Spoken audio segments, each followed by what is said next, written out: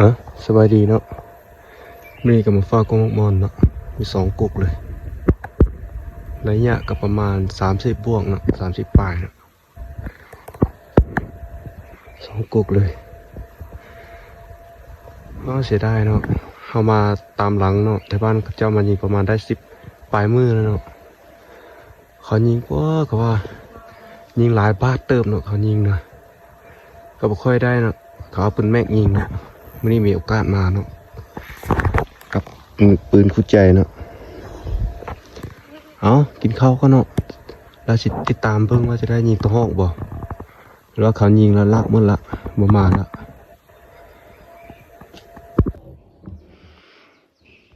นี่เนาะกงหมกมนเนาะยังบ่ค่อยสุกดีเนาะก็เริ่มสุกเนาะ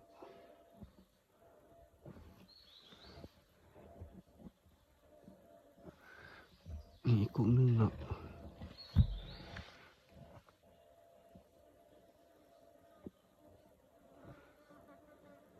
ก็เริ่มสุกเนาะมีอีกกุ๊กนึงอ้ายเพิ่นเฝ้าเนาะอยู่ติดกับ2 กุ๊กนี้เนาะพวกนั้นถือว่าสุกเห็นห้อยต้องเห็นกินอยู่เนาะเอาติดตามไปนำกันเนาะว่าชีวิตของเขาบ่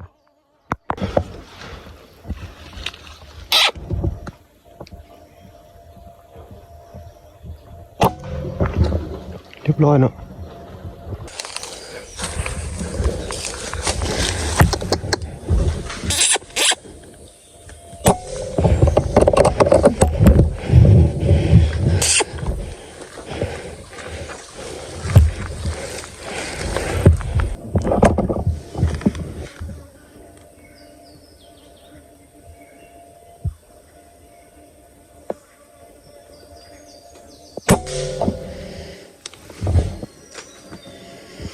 เรียบร้อยเนาะ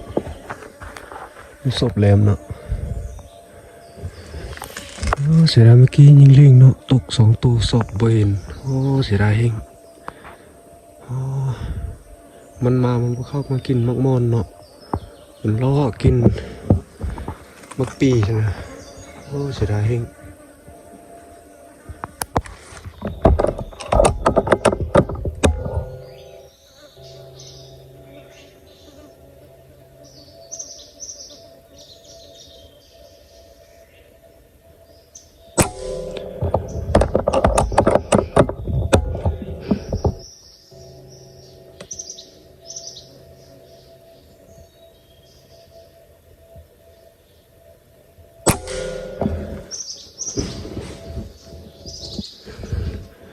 เรียบร้อยเนาะ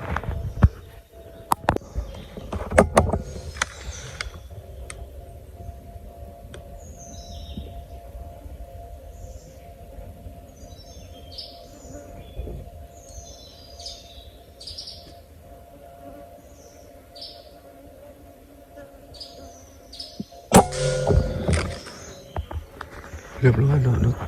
ศพแหลมเนาะ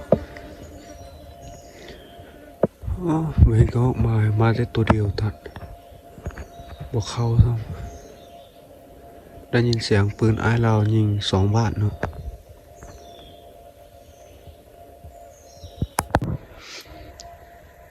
ผู้สกบแคมออกเลยเนาะคำมือตอกมาเลยเสียดายเห็น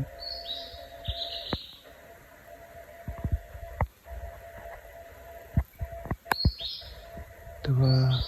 อยู่กองมอนนั้นมันมีทำหอนเนาะเห็นมีทางตัวหอนมากินลูกมอนอยู่คำนั้นนึงไอ้เราสิมานั่งท่าเนาะว่าเราใช้ปืนแบ่งนี่เนาะยังไงติดตามต่อไปเนาะว่าจะได้อีกบ่ได้ตั้งใจปิ้วจุกวางเลยผลงานโตตะหนบ่ได้ซ้ำปีกท้อง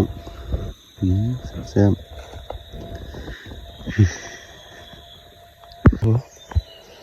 สวัสดียามเช้าเนาะซอยเรือเฝ้ากบอันบึง หวานไอ้เฝ้าให้เนาะกบเขาเฝ้าให้เนาะไม่ได้เรื่องเนาะได้แต่ตัวเดียวเอาติดตามไปทำการเนาะว่าจะได้ยิงบ่เศร้าดีนะ